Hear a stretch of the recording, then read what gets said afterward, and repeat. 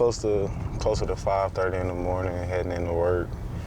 Do this pretty much every week. I try to be the first one in there just so I could get in my routine and make sure I have enough time to do everything before the day is over. Adrian Phillips is a testament to perseverance. Undrafted out of Texas, nothing has come easy to the 5-year pro. Now the heart and soul of the defense, Phillips was named to his first Pro Bowl and earned All-Pro honors in 2018. I made a goal with my wife when we were walking our dog. We both made goals with each other, and I told her I wanted to be in the Pro Bowl and be an All-Pro by any means. And when the time for Pro Bowl voting came around, and I searched my name and I wasn't even on the list. So I thought that I didn't reach my goal, you know, and I was like, well, there's always next year, and that gives me something to look forward to, gives me something to get better at. And when they actually released the names and I was on the list, I was really caught off guard because I had no idea whatsoever. We were on the phone yelling, so I called her.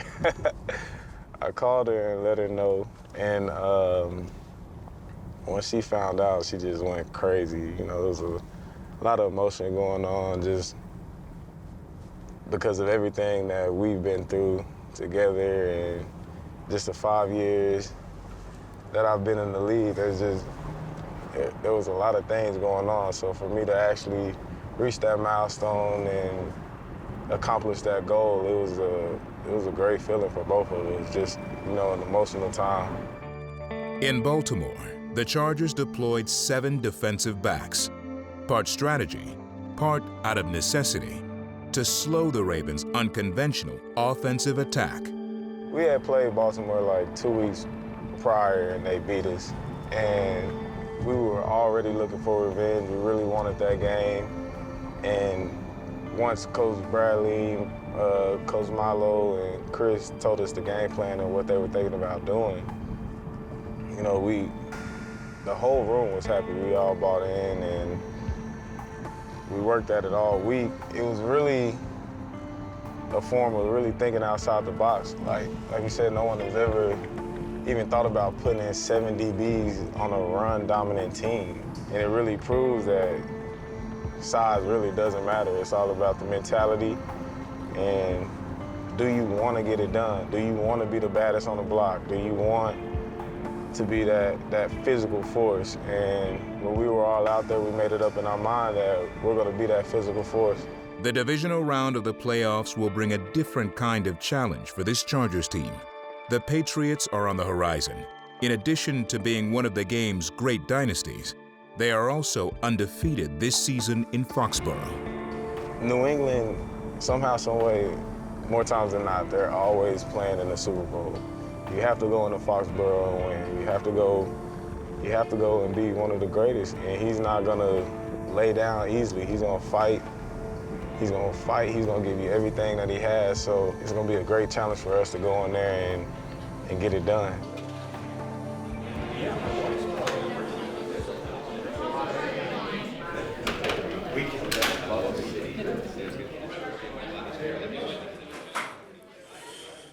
Good afternoon. Well, we got our hands full this week. I mean, this team is a good football team, well coached. They have a lot of talent. You can't say enough good things about this quarterback. They just continually find ways to win football games with what they have. They're very good at exploiting your weaknesses, and they've had 2 weeks to prepare for it. So this is going to be definitely the toughest challenge we've had all year. We're looking forward to it. You know, we're getting ready right now, but it's going to be a tough game. You know, we got another opportunity. This team, you know, it's about this team, and we have a chance. Again, we're one of 8 that are alive, and like I said last week, somebody's going to win it. You know, somebody's going to win it. So we have a chance to get one step closer, and you know, again, it's a heck of a challenge, but they all are when you get to this point. As the Bolts get back to work, they understand the challenge that stands in their way. There are opponents, and then there are the New England Patriots. Even though the Chargers are undefeated when getting on a plane this season, they will head to frigid New England, underdogs. These guys just had a first-round bye, so these guys are playing big-time football. They haven't slowed down one bit. They're still the team to beat in this league. People are still going to Foxborough with them having a home field advantage. I was talking to my wife last night. I'm like, how many times have you seen this guy in this game? You know what I mean? How old were we?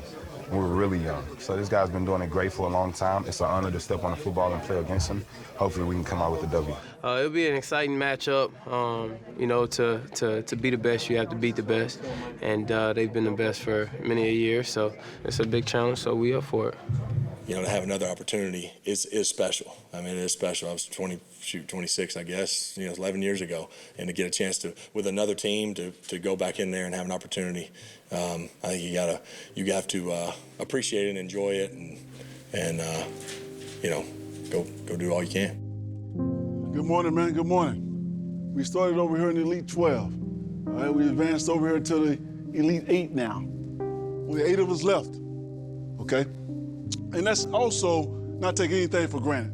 I mean, we in this damn Elite 8. I mean, you guys said it last week. Why not us? Let's put everything we got into this sucker, man. Everything. Eliminate all distractions that you can and focus on beating this team this week. The greatness of the Patriots cannot be understated, and they are led on the field by Tom Brady, who at age 41 is still playing at a level unrivaled by most. This whole offense goes through, we know, number 12. You cut the head off, and the rest will fall. You bring that pressure up the middle, and you make that man move, he doesn't like that. We got to make 12 uncomfortable. Brady, he's playing very well. Accuracy, timing, decision-making, still at a high level. But we got great respect for him, man. Great respect for him. To stop a player like Tom Brady, sometimes you look to a higher power. A Bible verse here for you. Now, I've read the Bible 3 times, and every time I've read it, it's kind of meant something different to me at different times in my life. And even if you don't believe in God, okay, it's a great book to read. There's a lot of sound principles in this book. And this one right here says, when I was a child, I used to speak like a child, think like a child, reason like a child, and when I became a man, I did away with childish things, okay? 1 Anthony 13:11. When I was a young player, I used to speak like a young player, think like a young player, reason like a young player.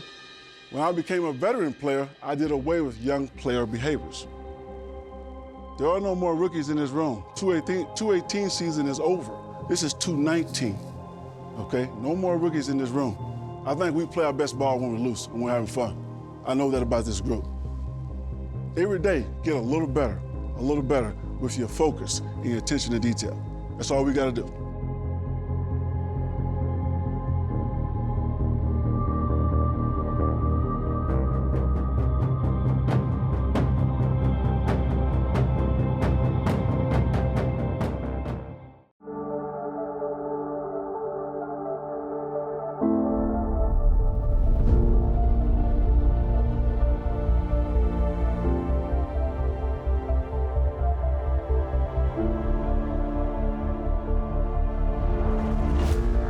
It's another chapter of the Patriots-Chargers showdown in the postseason as 2 Hall of Famers are set to tangle as it's a battle between Brady and Phillip Rivers. Simple, man. It's real simple. Real simple. Same thing I told you last week. What did we say last week? We said one play at a time. One play at a time. All the attention and detail that play needs to execute, then to the next one, then to the next one. I want to make a statement for 4 quarters. When you go on the field, if you really believe that, then act like it. When you believe what you're about to do, you don't put your shoulder pads on like it might be the last time. You don't take that field like it might be the last time. You bring it. Every freaking play, you bring it. You let them know. When a bunch of men come together and women and believe in one thing and believe in one another, and have that type of faith, you can do it. So believe that. Built as a duel between 2 Hall of Fame quarterbacks, in the early going, it looked like the game would live up to the hype. Tom Brady, 27 wins in the postseason, the most yardage, the most touchdown passes. He's got every record. Here's 3rd and 2. We'll call it. They pick up again a first down on 3rd down. is James White, who was lined up as a receiver. Going to go out of the gun here on first down, and he's able to get the ball to White again. And he's into the secondary to the 35-yard line on first down. Here's the handoff to Michelle, and he's got another big jump play. As the early pace and rhythm on this opening drive is exactly what Josh McDaniels and the Patriots wanted to establish. First and goal, and the Patriots drive it the distance for the touchdown. 83 yards in 14 plays with Michelle finishing it off. 14 plays, 83 yards, 7 minutes. And the Patriots are on top of the Chargers here. 7:49 to go in the first, 7-0. So a scratchy start for the Chargers all the way around. And unless they do something significant here on 3rd and 15, that Charger defense was just on the field for half the quarter. Might have to be right back out there. Again, Rivers pass caught this time, and they do convert on 3rd and 15. First down, Chargers, 46-yard line. And Rivers in the shotgun now, empty. Eckler out wide of the numbers and takes a pitch from Rivers, hits the Jets, tries to turn the corner, and makes his way upfield near the 50. They'll mark him at about the 49.5. It's a handoff to Gordon, wants the left side, hits that B-gap, keeps the legs moving, and there's that physical run from Gordon we got to know so well all season long. Mark it 1, DJ, first down both. From Patriot territory now at the 43, Rivers changes the play. Play action. Rivers steps up. Heaves it downfield, wide open. That's a touchdown. Keenan Allen got behind everybody. And Rivers finds him from 43 yards out. Come here! Come here! I told you to jump that. I told you that all week. Nice run, brother. From there, Tom Brady showed why he is regarded as one of the best quarterbacks in NFL history. Even with two of the league's elite pass rushers in Joey Bosa and Melvin Ingram, Brady was just too quick. We got too far behind. I feel like we didn't play our best football as a defense in the first half, but when you get down 35, it's kind of hard. And you make it hard on your offense, too. Their whole offense just executed from right to left, from the O-line to the receivers to the running backs to the quarterback.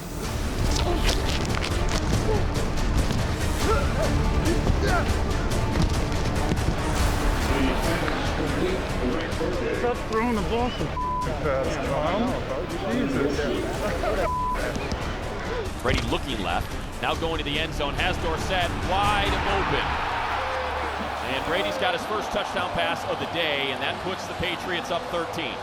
Hit me on the butt after the play, Brady. What did he say? I'm like, stop throwing the ball so fast. He said, if you stop getting here so fast, I won't have to throw it fast.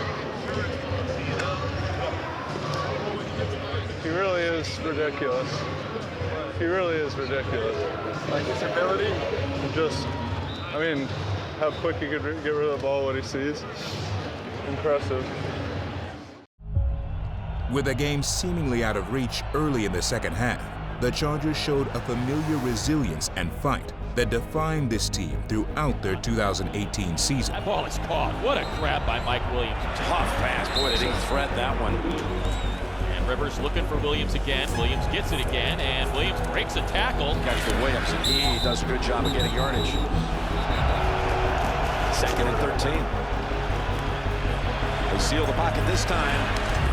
Pass caught by Tyrell Williams. And Rivers hands to Gordon again. He dances into the end zone. Touchdown Chargers. Melvin Gordon. Rivers down the middle and caught Tyrell Williams. Here comes the blitz. Rivers back to pass. Lets one fly to the end zone. Caught Keenan Allen. And Rivers now settling in under center from the 1. And a toss.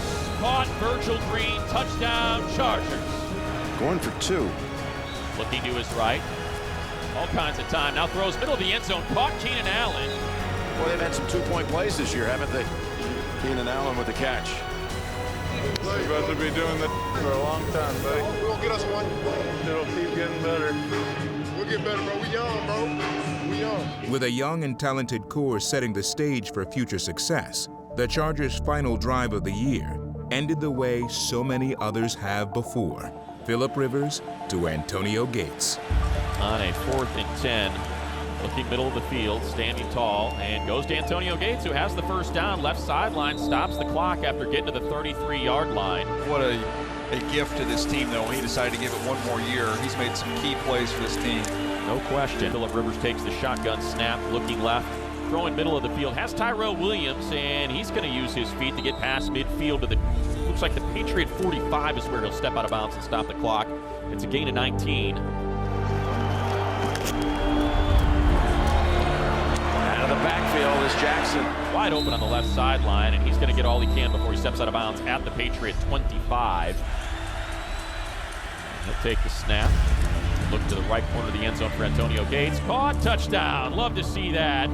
Rivers to Gates one more time. And how fitting. It's Gates. The last TD pass to Gates, that may be the end for him, who knows, but something special about that, something emotional there? I mean, I think it will be, if it were to be, pretty cool. You know, but if it were to be his last one, then his last catch was a touchdown. You know, you're talking about a guy that's caught more than anybody in history, tight ends, and he and I have thrown more than anybody in the history of quarterbacks and tight ends. But if it were to be, you'd look back one day and say it ended just how it started. That magical season for the Bolts has ended as the Chargers fall to the Patriots 41-28, and hope they can do it again next season. But one game, it don't define who we are in the season we had. You hear me? Keep your heads up, man. But we'll learn from this. We'll be better men, we'll be better women. We will learn from this. We'll be a better organization. You make sure that we learn something, we take something from this, we grow, and we develop. And we'll come back and we'll get in this position again next year, and we'll handle our business. I'm thankful for you guys. I'm excited to be the head coach of this football team. I appreciate every single one of you, and believe me, we will be back. This segment of Backstage Chargers is brought to you by Ticketmaster.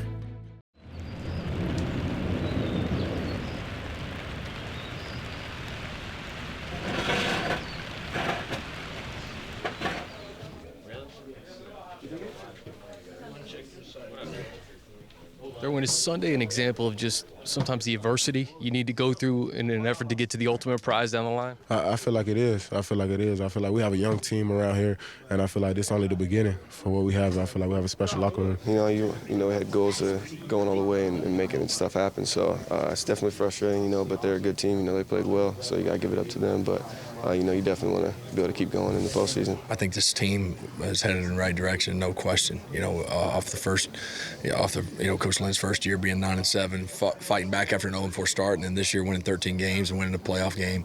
By no means are we satisfied, but definitely something to build on heading into next year. Phil, this 2018 team won't be together again. Some guys will be part of the nucleus, some guys aren't, just natural. What's those emotions like, just natural? Yeah, I think it's tough. I mean, you think it's time you spend with these guys every day for, since really, you have a break in the summer, but since, August 1st or whatever it is, you spent almost every day with these guys. It was a good group. I think, the ending the way it did obviously puts a damper, at least our emotions right now, but it's a heck of a team, fun team to be a part of. Again, there's a lot of positives to this season. I think once we get away from the game and we look back, and then I think we can really appreciate the season that we had. Right now it's tough, coming off the loss that we had yesterday. But, I was just thinking last night coming home on the plane, just the whole season, the way these guys handle themselves, the way they show up at work, go about their business, the times we were behind, and you just knew we were going to come back. You could see it in their character and how they played. It was just a special group. Just too bad we had to end yesterday.